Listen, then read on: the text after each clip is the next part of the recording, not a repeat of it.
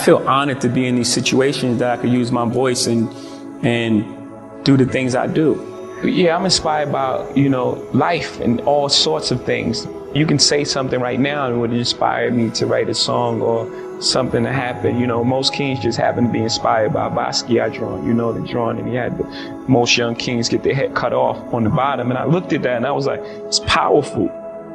Just the statement in itself, lends itself for a song.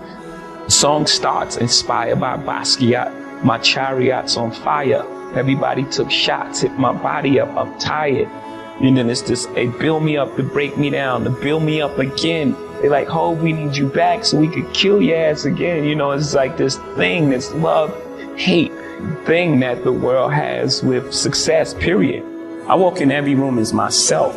I don't walk in any room as anyone else. I'm not cowering, I'm not speaking soft, my voice doesn't change, it sounds exactly the same way. I'm walking as myself and proud, and I speak for us, and that gives me a joy. I'm honored to be in those rooms, and so yes.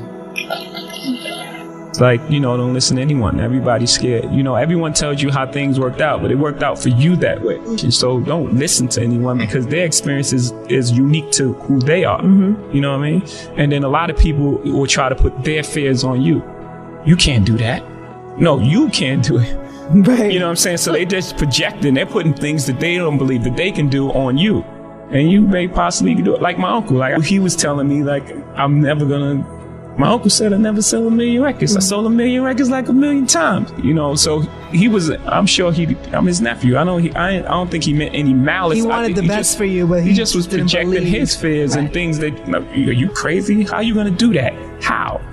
I'm sure there's things I do now that he can't believe that I was able to accomplish. But he couldn't even see it at the time. So he was just projecting, putting his fears on me. So the whole thing is just, and always believe you're great, even before anybody else believes it. It's an extension of my family. It's like the things that I do. I tell my family all the time. I tell my grandmother, my mom, they're proud. They're super proud and strong women, and they won't ask me for anything.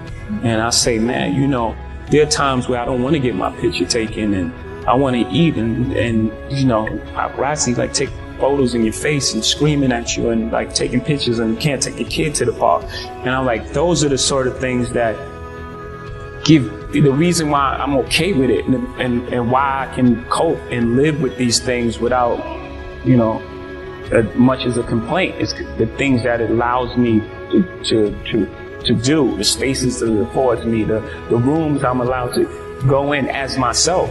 It deals, for the most part, with success. It deals with people who you started your life off with and what success does to them. People look at you strange saying you changed, like you worked that hard to stay the same, like you're doing all this for a reason.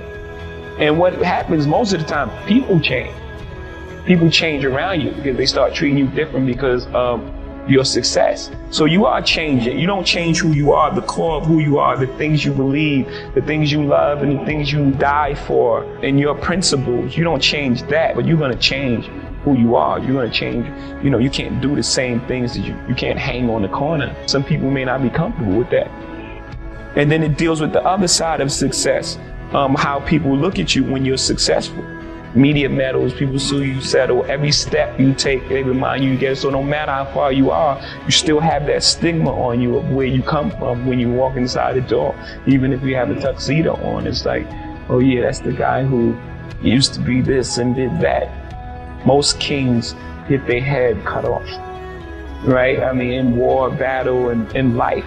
At the end of the day, you've achieved everything you want. You've made it to the top of the throne, and at the end of the day, you just get your head cut off. Do things that are true.